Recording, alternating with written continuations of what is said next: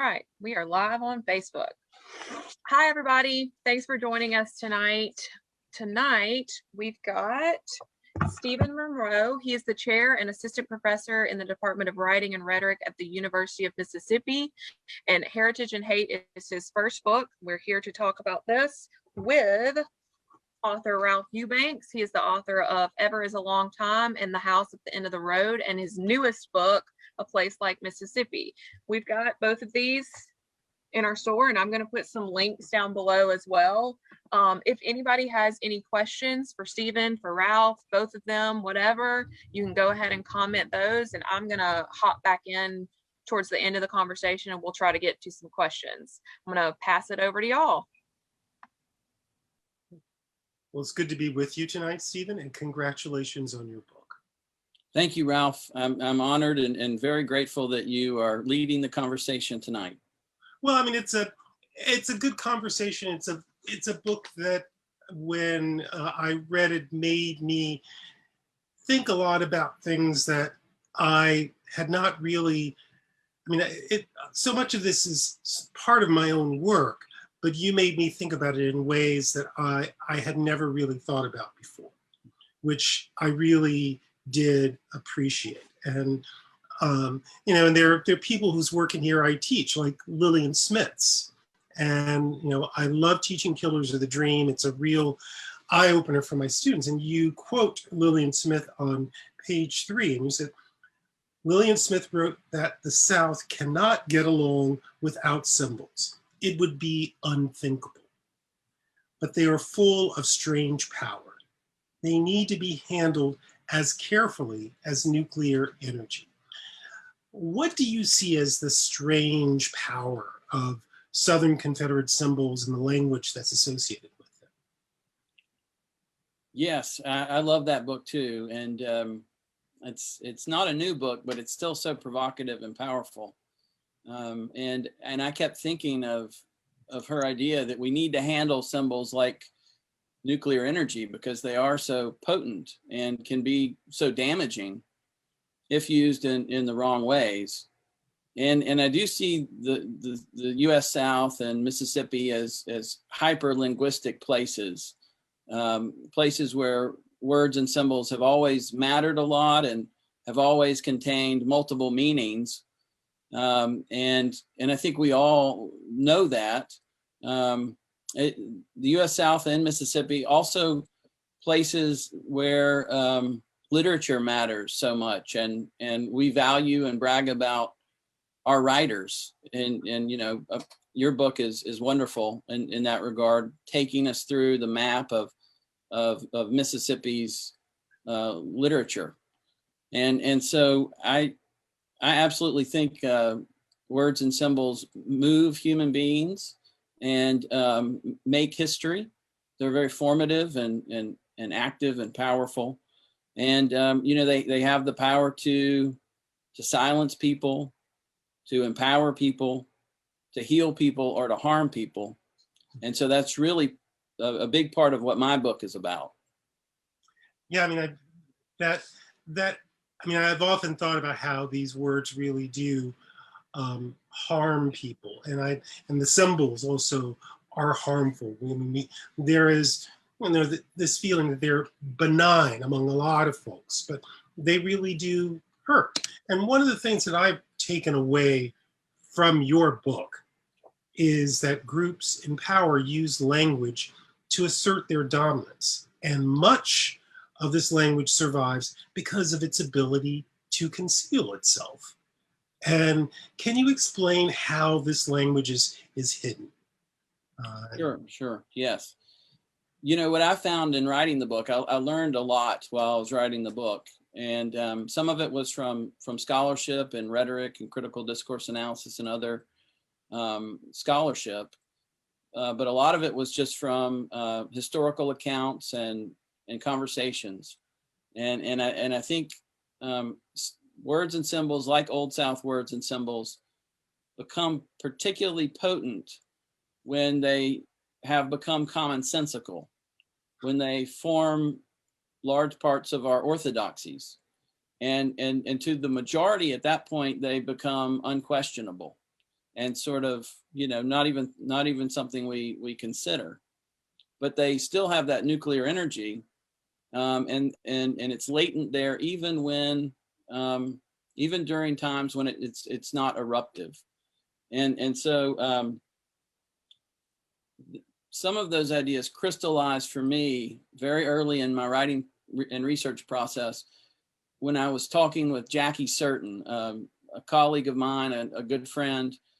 And I told her what I was writing about and was sharing some of my worries and anxieties, and just asked her what she thought. And she told me this very powerful story about her great-great-great-grandmother, Polly Turner Cancer, who was an enslaved woman in Lafayette County, and who was interviewed for the WPA project. Wow. And Jackie had her interview script, and was inspired by it. She got it a few years before our conversation, and in that in the book I quote Jackie at length, remembering her first encounter with her ancestors' narrative, and Polly talks about the woman who owned the plantation as Ole Miss, and in the narrative she uses that term a few times, and Jackie was instantly electrified and moved by that, and committed at that point to never use the term again. She had heard some things about the history of the term, the complicated history of the term, but it had never come home to her until that moment. And it was kind of a nuclear moment for her. And from then on, she elided the term. She avoided the term Ole Miss and always referred to the University of Mississippi, a place she worked, a place she loved. She was extraordinarily devoted to her colleagues like me, and to her students. Nobody was more devoted to her colleagues than Jackie. Yeah. And so that moment for me was a really inspirational moment that kind of fed me and let me know that I was kind of on the right track here in looking at terms like that, not just at our university, but other universities that had become commonsensical and almost unquestionable. And in some cases, very prominent parts of our orthodoxies. Yeah, I mean, that's really powerful. And when you mention that in that narrative, that this is someone who uses the term Ole Miss, I have read that narrative. Wow. Yeah. And because I published when I was at the Library of Congress, we published each of those narratives state by state. And I read a lot of them. And now, you're saying that, I remember that. So it's really funny that you say that. But this is a book that focuses largely on universities, but how can ordinary people both reassert power against Confederate rhetoric and forge a new path for the South? Just ordinary people. What is it that you would want someone, those of us outside of the academy, to take away? Yes. Well, the really good news is this is happening on a daily basis, on a weekly basis. And ordinary people are interrupting this kind of these language practices, and oftentimes that requires courage, or at least the willingness to be uncomfortable for a bit. But it's happening, and it's possible for all of us to rethink the ways in which we use words and symbols. And I have lots of examples in the book. Some of them are drawn from campus studies, like the microaggressions report that some sociologists put together a few years back. That's an important source for me, and a wonderful piece of scholarship. Some are drawn from narratives. I was really inspired by a story you told in one of your earlier books about your arrival to the university in 1974, and really, I think it was your first experience on campus.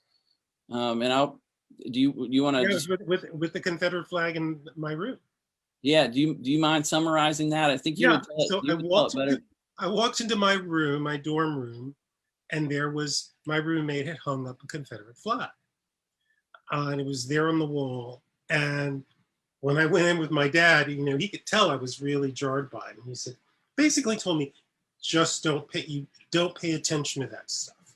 Just don't let that deter you. Then I came back after my dad and I had gone out to lunch, and it was gone. And he said he didn't want to offend me with that flag, so he took it down. He understood the power of it, and he did still say it was for the school. So it was this double-edged sword that I think that he had, that he felt this affinity to it, but he also knew its power to offend, which is, to me and I think that's where a lot of people are caught, is they think, well, this was part of my family. It's part of my family's legacy. It's like, I often joke with people, yeah, it could be part of mine too, because, I had relatives who fought for the Confederacy. So, yeah. But I don't go around with the flag. Well, that's an interesting, inspirational story, interpersonal interaction that it's really rich, and I spent some time with it in the book. And there are many other stories. I think in the postscript, I write about Curtis Hill and Tyler Yarborough, two students at the University of Mississippi who were instrumental during the long process of protesting the Confederate statue at the center of campus. And you might remember, Ralph, one night after a panel discussion, they carried the Emmett Till sign, the marker that had been shot up. They carried it across campus and staged a silent protest with the marker in front of the statue, and some wonderful photographs were taken of them doing that. And that took a lot of courage and bravery, and it wasn't planned out. It was just something that they wanted to do. Two really, ordinary but inspirational people who are interrupting these cycles of a very stubborn Confederate rhetoric, Old South words and symbols. Yeah, I think that's you're saying there's this power that ordinary people can have to change these things. Let's kind of go back to this term Ole Miss and hotty toddy as well. I love the story you tell in the book about going to hear Lucille Clifton. Can you tell us a little bit about what Lucille Clifton said when she came to the University of Mississippi? Yes, Lucille Clifton, as you know, was a poet, and she wrote some wonderful children's books. And she came to the university sometime in the early 2000s, maybe 2003, 2004. And I went to one of the events sponsored by the Department of English. And really, before she got started, she was just playing around and she warming up, I guess. And she said, Ole Miss, Ole Miss. Well, I guess I'm happy to be here at Ole Miss. I'd rather be at New Miss, but I'm happy to be at Ole Miss too. And it was so casual on her part and sort of playful, but it was also pretty radical, at least to my ears at that time, because I had not really spent any time thinking about the term in any deep or meaningful way. And so looking back on that moment, it resonated with me for a long time and gave me some of the energy I needed to dive in and research the term. So I devote a full chapter in the book to the some of the rhetorical highlights in the long history of that term, which was introduced in the university before 1900 and went viral very quickly back when the university was fairly small, and as we know has stuck with us. And that was an interesting journey to learn more fully about the term Ole Miss. And I think today, most of us, just as I did back then, most of us have a fairly sanitized and partial understanding of that term. You know, we might think, well, it's just an abbreviation for Old Mississippi, but it's actually much, much more than that, as I detail in the book. It was a term that unified the student body and the alumni of the University of Mississippi. It unified the university very, very effectively for a very, very long time. And I write about that as well. I'm just curious, do you think that there is a way that term would feel less damaging if we completely owned up to its legacy? And I guess that's the thing, is we don't own up to its legacy. I think that's right. I think we really need to dwell on it, and we need to fully listen to people like Jackie, who loved this university deeply, who gave everything to the university. She was an extremely important member of the university community. And there are lots of people like her who are uncomfortable with the term. And I don't think we've done the uncomfortable, difficult work of talking about it, thinking about it, reckoning with it. Yeah, also the hotty-toddy. You know, the hotty-toddy is often used as a greeting. If I have on my Ole Miss hat when I'm walking around DC, and someone will stop and say hotty-toddy, and I will say hotty-toddy back. It's a greeting, but I've also seen how it's weaponized. It's used to kind of shout over something that you don't want to hear. I mean, a great example of that is during the protest that took place during the announcement of Chancellor Boyce's appointment. That the protesters were there, and I was among those protesters, and we were asking for the announcement, and the entire crowd shouted the hotty-toddy so no one could hear us. Mm. So I've witnessed personally how it's weaponized. And I guess maybe, what is it that about these terms that you think Ole Miss and hotty-toddy that every University of Mississippi student should really know? Yes, the story you told is very powerful. I devote a chapter in my book to detangling the hotty-toddy. It's such a significant linguistic practice within our community. It's very prominent. It's everywhere.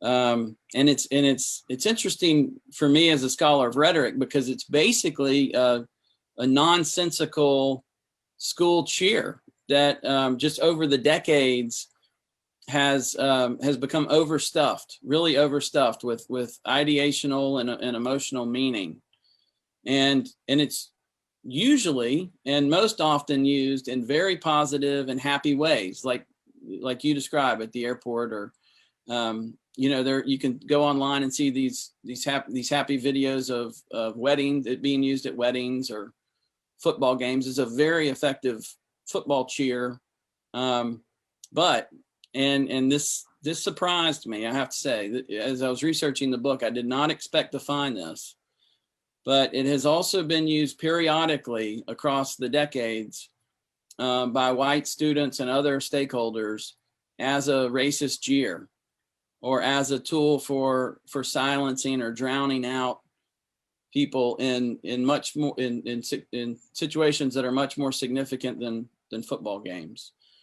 And so I think I detail 6 or 7 of those moments in the book, and there's something going on in terms of there's something bigger going on here, because I found similar examples at Mizzou and the University of Alabama. Moments when seemingly benign discourse, neutral discourse, can and does invoke some really terrible historical associations, racism when it creates real harm. And yeah, it's complicated, and so I devoted a full chapter to it. I see some parallels in recent arguments over the Eyes of Texas fight song at UT Austin, which happened after the book was finished, but it's something I've been thinking about more recently. That cheers or fight songs can point to really complex and contradictory meanings, and some really racist affordances can hide in plain sight there for long periods of time.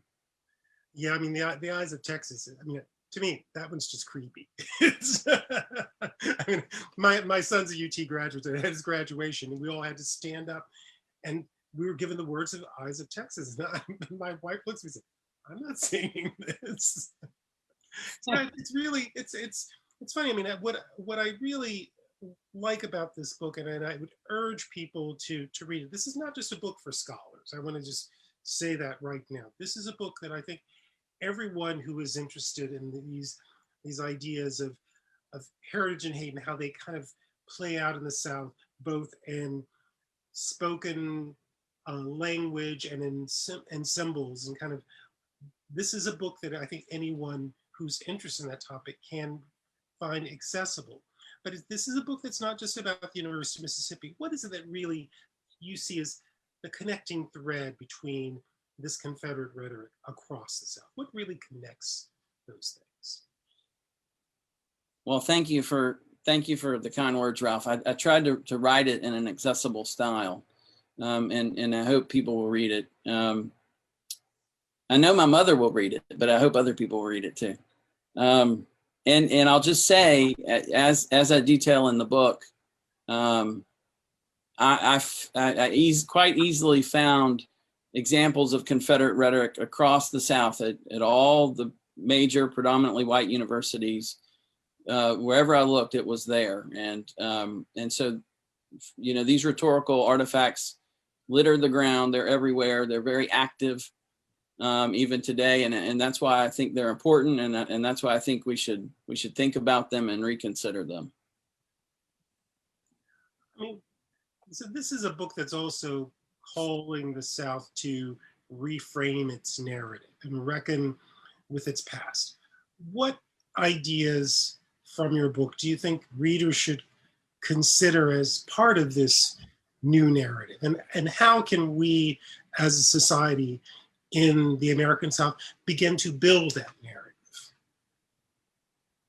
Well, I think it's happening.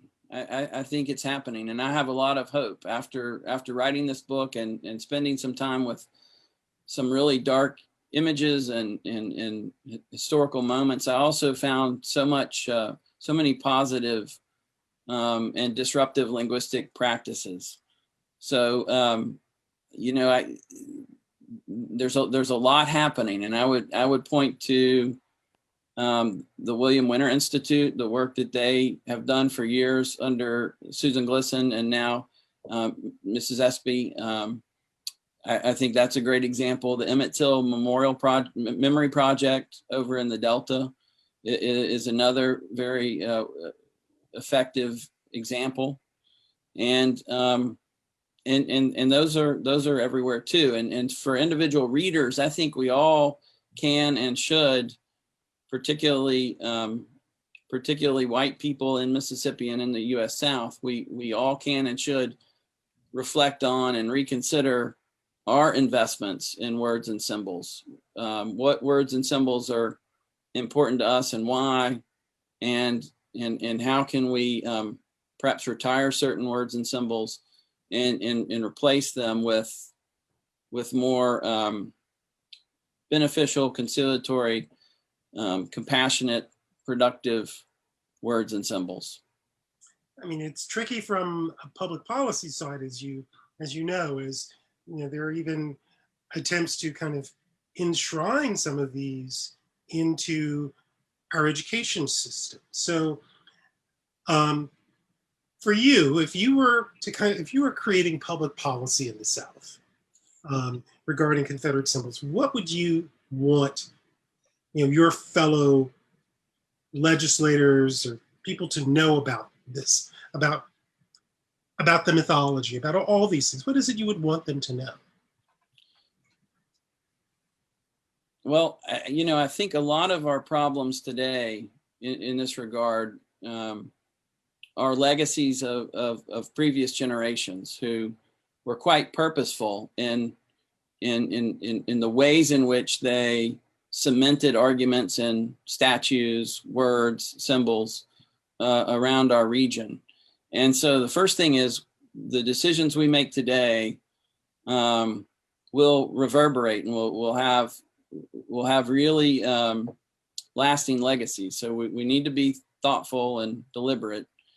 I would also say to people in government, look at what our enemies do and have done recently. I spent some time in the book looking at the Russian misinformation campaign that was based in St. Petersburg, and that began before the 2016 election, and that is still ongoing, as a matter of fact. It's still happening, which it's not getting as much press attention. But from St. Petersburg, one of the things that those agents did in this big high-tech building is use Old South words and symbols, Confederate flags, memes with Confederate flags and Confederate soldiers. They use those quite actively to divide the American public, and got millions and millions of likes and shares from those, and successfully, in fact, in a few situations in Texas, in Houston, one for example, just using those words and symbols. The Russian agents from St. Petersburg were able to move Americans into the street to protest and to argue. And in some cases, those protesters showed up with AR-15s. So if our enemies are using this type of rhetoric to effectively divide us, to create turmoil within our country, we need to pay attention to that. And certainly our politicians who we hope are instead creating unity and solutions for us will do much better. That's really, I think, wonderful. I think that's what really needs to happen. See, Hillary's joined us. I'm back, yes. And I was just gonna close out everything. It's interesting what you said, Ralph. I don't think this is necessarily just a scholar read. I went to the University of Mississippi, and I was there when they stopped playing Dixie, and I remember being in the student section, and they're yelling things, and I hated the student section, but but it's just this is a very interesting topic. I mean, more probably interesting to me because I went to the University of Mississippi, but in general, I think rhetoric, and I was thinking about the hotty-toddy, and I was going to ask about that, but Ralph had mentioned it as well, that sometimes you just don't even think about it until you really think about it, and realize what you're saying or what the people around you are saying. This is very interesting. I had a really good time listening to both of you. So I appreciate both of y'all for being here and doing this with us. I wish it would be in person, but we're still in the virtual world right now. Do y'all have any other closing remarks? Well, I'll leave it to Stephen. Closing remarks. What is it that you want people to buy this book? Tell them why they should buy it. Sell it. I'm really bad at that, Ralph, but I'll say I'm a much better writer than I am a speaker. So please, and I want to thank you, Hillary, and the bookstore, and you, Ralph, for hosting this event, and thank anybody who's watching or listening who buys the book and reads the book. I know money and time are precious, so you've got to buy it. You've got to read it. It's really, you're not going to be a shameless huckster for this book. I will, because I do think this is an important book, not just for Mississippians, but for Southerners, and I think Americans. How do all of our symbols? Yeah. I think we tend to focus a lot on the South because our symbols are probably the most cringe-inducing. But there's symbols all across the country that are offensive. And if we think about them, and I think that's what you've done, is you've made me as a reader think much more deeply about these things. And I'm very grateful for that. Thank you. Well, thank y'all both so much for doing this tonight. We've got copies. I've linked it down below if you need to order it online, but you can come in the store either way. But yeah, thanks. This was great. I really enjoyed listening, and I hope everybody else did as well. So y'all have a good night. Maybe next time we can do it in person, Stephen. Yes, I would love to come down to the store. Thanks, everybody. Okay, thanks.